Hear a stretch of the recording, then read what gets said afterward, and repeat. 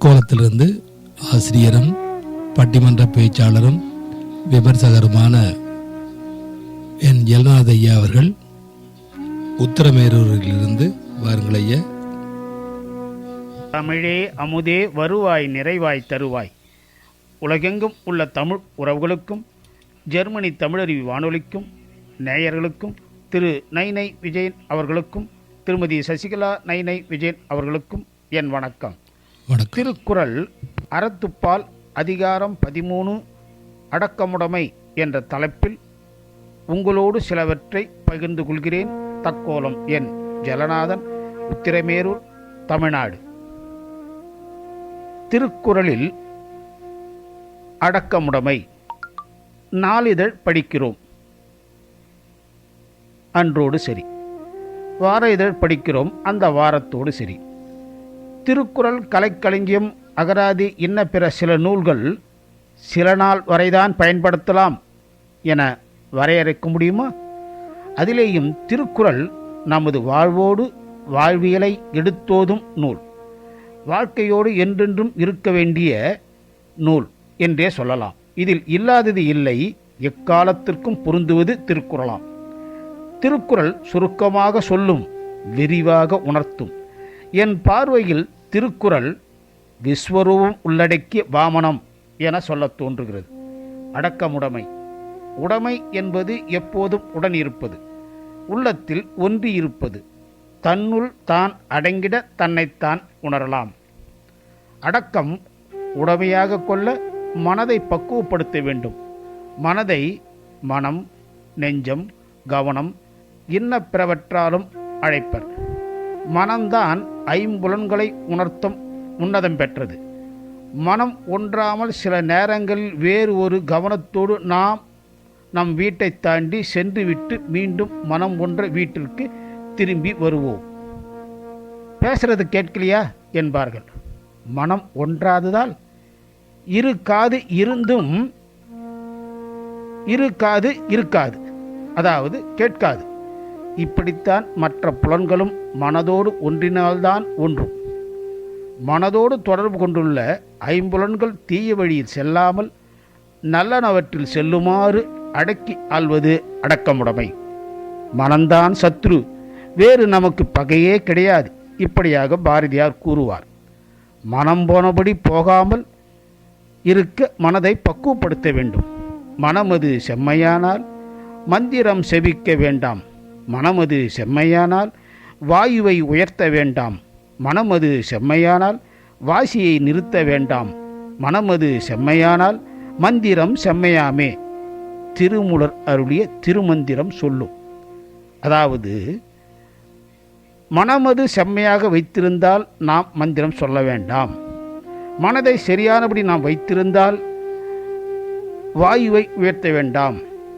அதாவது அந்த மூச்சு சம்பந்தப்பட்ட காற்றை ஏற்றி இறக்குகின்ற தன்மையை செய்ய வேண்டாம், பிராணாயாமம் செய்ய வேண்டாம் என்று குறிப்பிடுவார்கள். மேலும் மனமது சிறப்பாக வைத்து கொண்டிருந்தால் வாசியை நிறுத்த வேண்டாம். வாசி என்றால் காற்று. ஒரு பக்கம் காற்றை சுவாசித்து இன்னொரு மூக்கு துவாரத்தின் வழியாக காற்றை வெளியிட உடனே வெளியிடாமல் அந்த மூக்கிலே பந்தனம் செய்வது, அதுதான் வாசியை நிறுத்த வேண்டாம். மனதை சரியானபடி வைத்திருந்தால் மூச்சு காற்றை பந்தனம் செய்ய வேண்டாம். மனதை சிறப்பாக வைத்து கொண்டிருந்தால், செம்மையாக வைத்து கொண்டிருந்தால் மந்திரம் கூட சொல்ல தேவையில்லை என்று திருமூலர் திருமந்திரம் குறிப்பிடும். நம் அகத்தினால் பார்த்தால் ஐம்புலன்களும் கண்டபடி தெரிகின்றன. மனமொன்றி மனம் நல்வழி படித்தினால் பாலை சொரிகின்ற பசுவாக ஐம்புலன்களும் மாறி நல்லவனவற்றில் செல்லும்.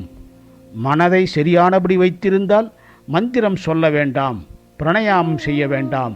மனதை சரியானபடி வைத்திருந்தால் வாயுவை பந்தனம் செய்ய வேண்டாம். மனதை சரியானபடி வைத்திருந்தால் மந்திரம் செம்மையாக இருக்குமாம். மனம் திரியாமல் தெளிவாக ஐம்புலன்களை செம்மைப்படுத்த வேண்டும் என்று குறிப்பிடுவார். பார்ப்பான் அகத்திலே பார்ப்பசு ஐந்துண்டு, மெய்ப்பாரும் இன்றி வெறித்து திரிவன. மெய்ப்பாரும் உண்டாயின் வெறியும் அடங்கினால் பார்ப்பான் பசு ஐந்தும் பாலாய் சொரியுமே. இதுவும் திருமூலர் அருளிய திருமந்திரம். நம்முடன் உள்ளே ஐம்புலன்கள் இருக்கின்றன. அந்த ஐம்புலன்களும் ஞானம் பெற்ற மனதோடு ஒன்றாததால் கண்டபடி திரிகின்றன.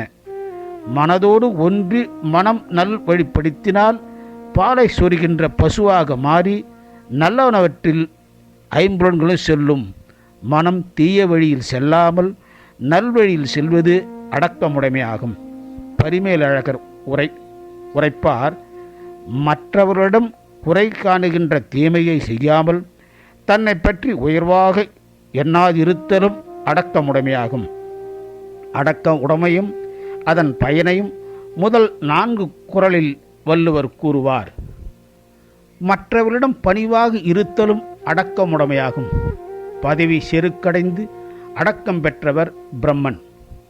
அடிமுடி தேடும் படலத்தில் பிரம்மனின் முடி தேடி ஆணவமாய் சென்றதும் அடிபணிந்து பணிவாக திருமால் சிவன் பாதம் பணிந்திட அந்நிலையில் சிவன் குனிந்து திருமாலை தூக்கும்போது திருமால் முடியையும் பார்த்ததும் பணிவால் உயர்ந்ததையும் உணரலாம்.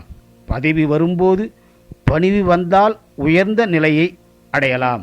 அடக்கம் உயர்ந்த அமருள் உய்க்கும். அடங்காமை இருண்ட பாதையில் தள்ளும். நாக்கு ஒரு கொடூரமான ஆயுதம். சொற்காத்தல் பற்றி 3 குறள்களில் வள்ளுவர் கூறுகிறார். சொற்காத்தல் அடக்கமுடைமைக்கு முக்கிய பங்காகும். பொருளை கொட்டினால் அல்லலாம், சொல்லை கொட்டினால் அல்ல முடியுமா? காலம் போகும், வார்த்தை நிற்கும், அதுவும் வடுவாக நிற்கும். பேசிவிட்டு சாரி சொன்னால், மன்னிப்பு என்று கேட்டால், வாய்விட்டு சொன்ன வார்த்தை, வாய்விட்டு சொன்ன பின்பு வாய்விட்டு சொன்ன வார்த்தை வாயுக்குள் போய்விடுமா? வாய்விட்டு சொன்ன வார்த்தை, வாய்விட்டு சொன்ன பின்பு வாய்விட்டு சொன்ன வார்த்தை வாயுக்குள் போய்விடுமா? பேசுவதற்கு முன் யோசித்து பேச வேண்டும். அடக்கமுடைமைக்கு சொற்காத்தல் முக்கியமாகும். சினம் காத்தவனை காண அறக்கடவுளும் காத்து நிற்குமாம். ஆத்திரக்காரனுக்கு புத்திமட்டு என்பார்கள்.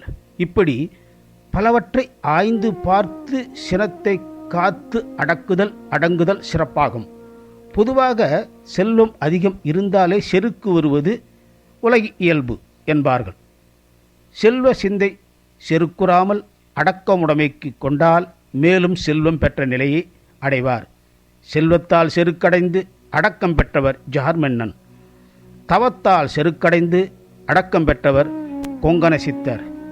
கொங்கண சித்தர் என்பவர் தவம் செய்து கொண்டிருக்க பறந்து கொண்டிருந்த கொக்கு அவர் மேல் எச்சமிட கொங்கண சித்தர் அந்த பறவையை பார்க்க கொக்கு எரிந்து சாம்பலானது. தவசீலரான இவர் பிச்சாந்தேகி என ஒரு வீட்டின் முன் சென்று உணவு கேட்க கணவனுக்கு பணிவிடை செய்து கொண்டிருந்த பெண் ஒருத்தி சற்று நேரங்கழித்து உணவிட வெளியே வர கொங்கண சித்தர் கோபமாக பார்க்கிறார். அந்த பெண் கொக்கென்று நினைத்தாயா கொங்கணவா என சொல்ல கொங்கண சித்தர் அவளின் பதிவிரதா தன்மையை, அதாவது கணவனுக்கு சேவை செய்யும் தன்மையால் இவள் உய்த்து உணரும் ஆற்றல் பெற்ற தன்மையை உணர்ந்து தவம் என்பது தன்னுள் தான் அடங்குவது என்பதை உணர்ந்து அடக்கமுடைமையை பெற்றுக்கொண்டார் கொங்கண சித்தர். சுருக்கமாக அடக்கமுடைமையை பற்றி ஒரு சில வார்த்தைகள். அடக்கம் அமருள் உய்க்கும்படியான உயர்ந்த நிலை தரும். அடங்காமை இருளை தரும். உயிர்களுக்கு ஆக்கம் தரும் அடக்கத்தை செல்லும் போல் காக்க வேண்டும். அடக்கம் திறன் அறிந்து செயல்பட்டால் விழுப்பம் தரும். தன்னிலை தெரியாது உள்ளம் அடங்கினால் மலையை விட பெரிதான நிலையை பெறலாம். பணிவுடைமை எல்லாருக்கும் சிறப்பு, செல்வர்க்கு மேலும் சிறப்பு. ஐம்புலன்களை அடக்குதல் நலம் பயக்கும். நாகாத்தல் நலமே தரும். சொல்லும் ஒரு சொல் தீமை தருமானால் மற்ற எல்லா நன்மைகளும் இல்லாதது போல் ஆகிவிடும். சொற்காத்தல் சிறப்பு தரும். சினத்தை காத்திருப்போரைக் காண அறமே காத்து நிற்கும். அடக்கமுடைமை என்றும் வாழ்க்கைக்கு பயனுடையதாகும். திருவள்ளுவர் நலம் பயக்கும் சில உடைமைகளை தருகிறார். அன்புடைமை, அடக்கமுடைமை, ஒழுக்கமுடைமை, பொறையுடைமை, அருளுடைமை, அறிவுடைமை, ஊக்கமுடைமை, ஆள்வினை உடைமை, பண்புடைமை, நானுடைமை. இந்த 10 அதிகாரங்களை வாழ்க்கையில் உடைமையாக மனம் பற்றி கொண்டால் வாழ்க்கை என்றென்றும் சிறப்பு உடைமையாக ஆகும். வாய்ப்பளித்த ஜெர்மனி தமிழறி வானொலிக்கு நன்றி, வணக்கம். தக்கோலம் என் ஜலநாதன், உத்திரமேரூர், தமிழ்நாடு, சங்கத்தமிழ் இலக்கிய பூங்கா. ஆம், நேயர்கள் இதுவரை கேட்டது குறளும் பொருளும் அடக்கமுடைமை பற்றி மிகச் சிறப்பாக வள்ளுவன் சொன்னதிலும் இன்னும் பல உதாரணங்களோடு அருமையாக விளக்கியிருந்தார். தக்கோலத்திலிருந்து பேராசிரியரும் பட்டிமன்ற பேச்சாளரும் கவிஞரும் எழுத்தாளருமான தக்கோலம் என் ஜெல்நாதன் ஐயா அவர்கள். நன்றிகள் ஐயா. மீண்டும் மீண்டும் இணைந்து சிறப்பியுங்கள். நன்றி, வணக்கம். நேயர்கள் கேட்டுக்கொண்டிருப்பது காலை கதம்பம். இது தமிழருவி வானொலி, ஜெர்மனி.